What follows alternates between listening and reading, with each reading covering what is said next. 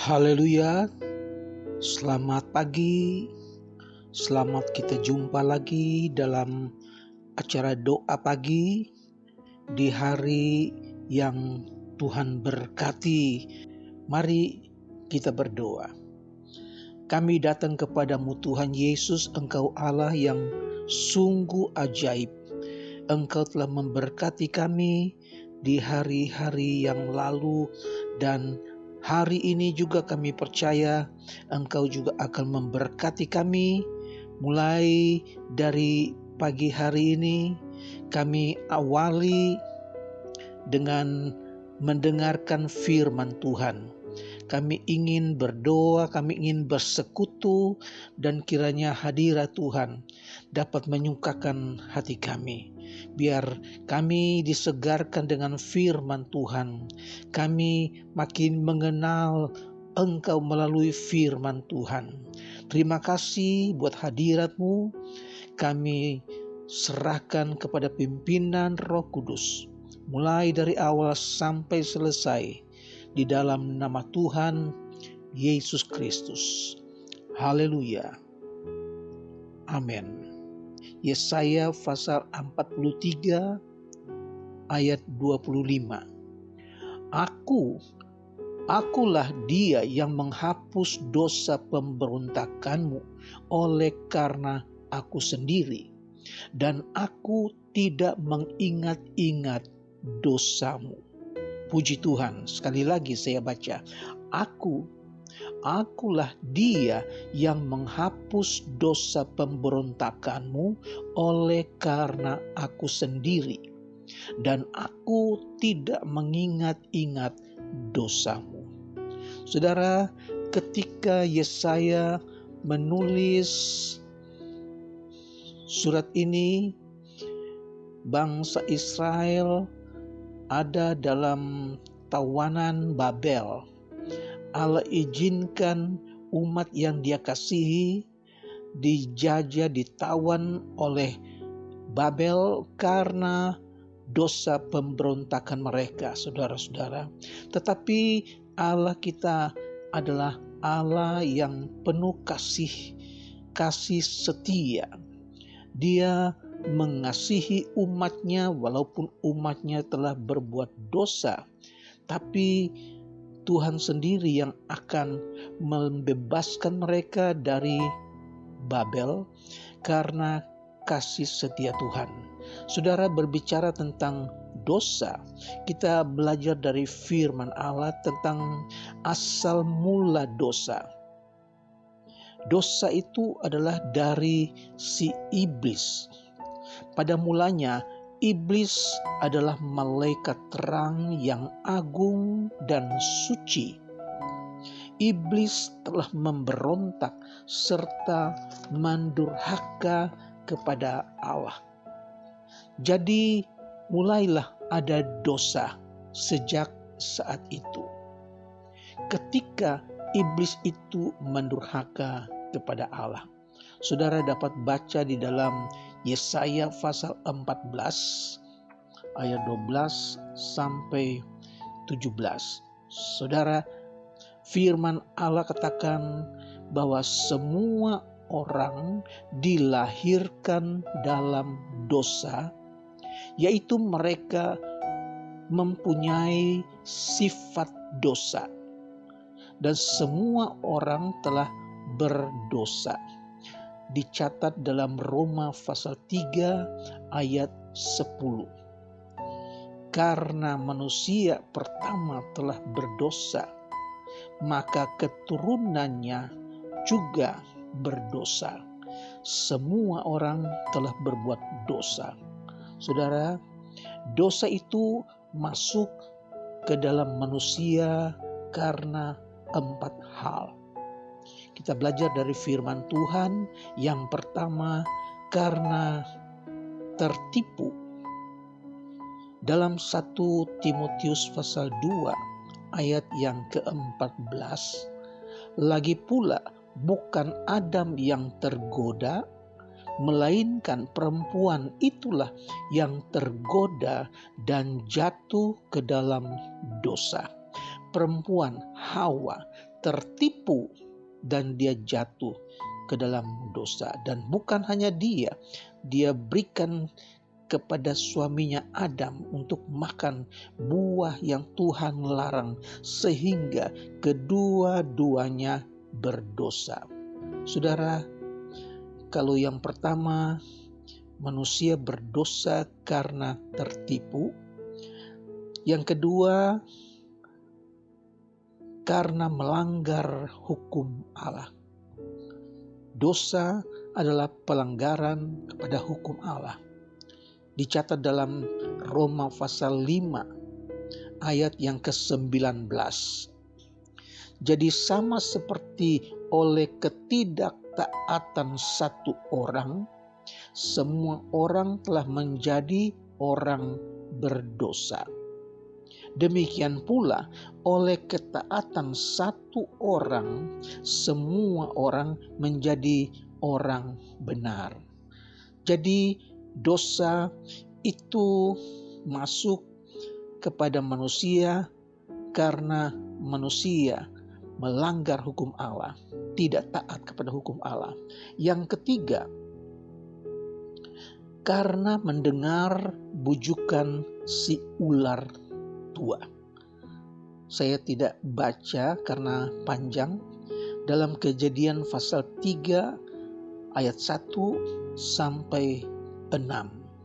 Saudara, Hawa mendengar bujukan ular dan dia dipedaya, saudara.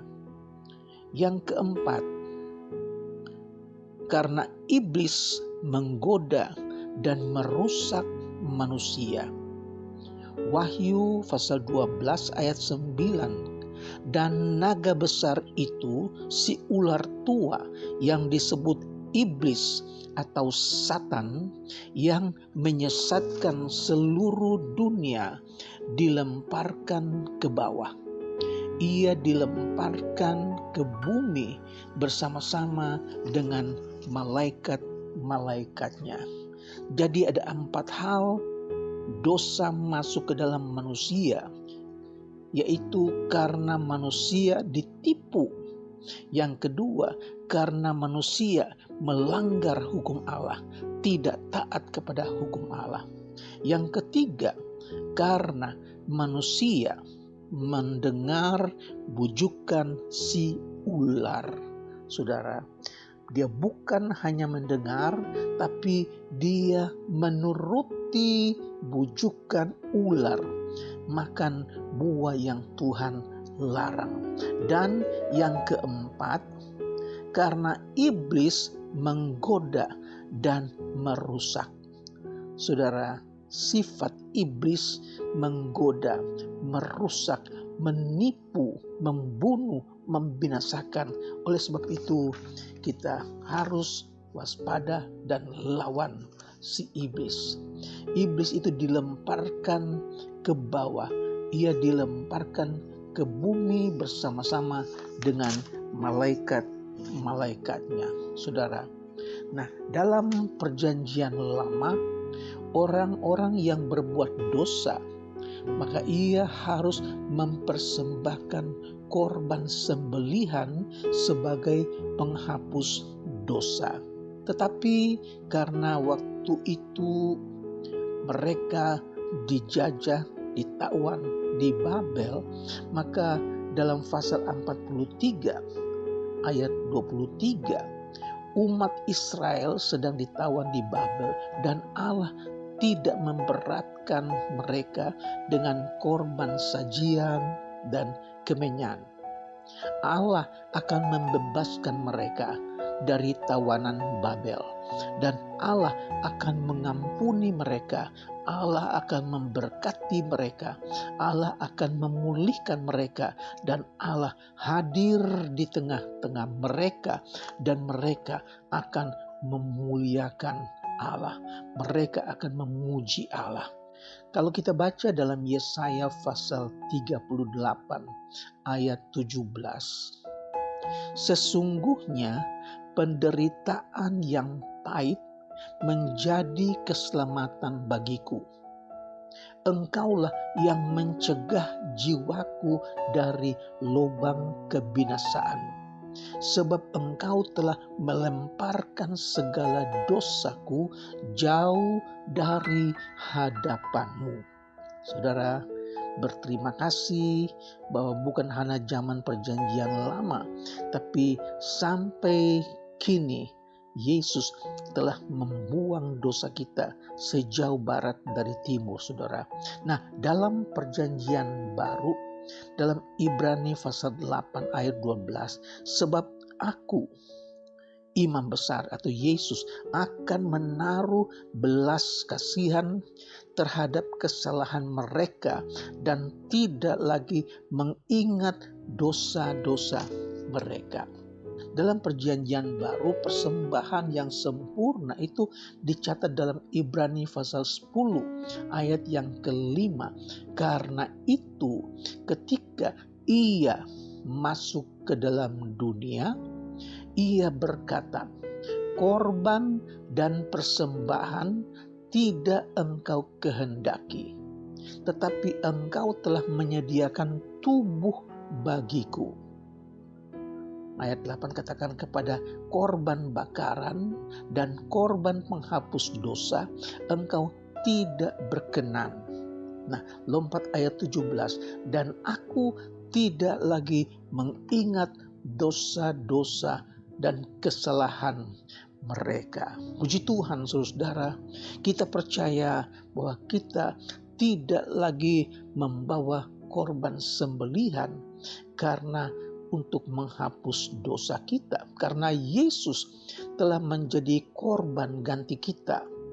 Dia berkorban, dia mati, darahnya yang mahal telah dicurahkan untuk menghapus dosa kita, untuk membayar dosa kita. Dia telah berkorban sekali untuk selama-lamanya. Korban yang sempurna, saudara-saudara. Ia telah melemparkan dosa kita sejauh timur dari barat. Berarti Ia tidak lagi mengingat dosa-dosa kita. Puji Tuhan, kita bersyukur kita mempunyai Yesus yang setia, Yesus yang mengasihi, dan kita yang ikut Yesus, kita juga mengasihi Tuhan dan mengasihi sesama. Puji Tuhan, mari kita berdoa. Bapa yang ada di dalam surga, kami datang kepadamu Tuhan, mengucap syukur. Tuhan, berkati kami dengan firman Tuhan. Kami nikmati hadirat-Mu Tuhan Yesus, dan pagi ini hamba-Mu berdoa buat umat Tuhan, mereka yang mengikuti acara doa pagi. Tuhan kiranya memberkati mereka, baik rohani, baik jasmani. Tuhan berikan sukacita, berikan kesehatan, sukses dalam pekerjaan. Terima kasih Tuhan Yesus. Kami berdoa juga untuk mereka yang dalam kekurangan, Tuhan cukupkan. Mereka yang belum bekerja, Tuhan berkemurahan, berikan pekerjaan yang sesuai dengan apa yang mereka butuhkan. Buat umat Tuhan, mereka yang sedang dalam pergumulan, Tuhan yang tahu kehidupan mereka, beban mereka, Tuhan yang tahu, kami serahkan ke dalam tangan Tuhan. Dalam nama Tuhan Yesus Kristus. Terima kasih Tuhan Yesus, Engkau Allah yang sangat baik. Engkau mengerti segala persoalan kami. Berikan kesehatan, sembuhkan mereka yang sakit. Terima kasih Tuhan Yesus, berkati rumah tangga, memberkati anak-anak sekolah Tuhan Yesus. Tambahkan sukacita di dalam nama Tuhan Yesus Kristus. Haleluya. Amin. Puji Tuhan, Tuhan memberkati.